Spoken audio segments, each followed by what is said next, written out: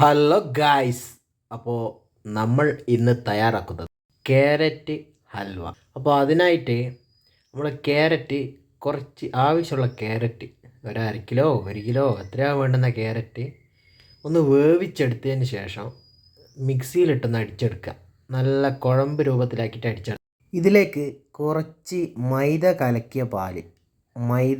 കലക്കിയ പാൽ ഇതിലേക്ക് ഒഴിച്ചു കൊടുക്കുക. നേരത്തെ ക്യാരറ്റ് വേവിച്ചത് കൊണ്ട് തന്നെ മൈദ ഇപ്പം ചേർത്തതും കൂടി ഒന്ന് നല്ല രീതിയിൽ വെന്ത് കഴിഞ്ഞ് കഴിഞ്ഞാൽ നമുക്ക് ആവശ്യമുള്ള പഞ്ചസാര ഇതിലേക്ക് ചേർത്ത് കൊടുക്കാം. പിന്നെ കുറച്ച് നെയ്യ് ചേർത്ത് കൊടുക്കാം.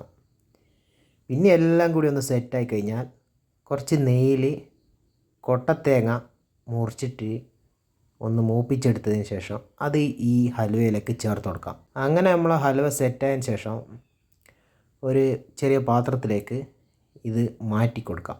അതിൽ ഡെക്കറേഷന് വേണ്ടിയിട്ട് അടിയിൽ കുറച്ച് അണ്ടിപ്പരിപ്പ്, വറുത്ത എള്ള് എന്നിവ ഇട്ടതിന്. അപ്പോൾ അതാണ് നമുക്ക് ഇതിൻ്റെ മേലെ കാണാൻ പറ്റുന്നത്.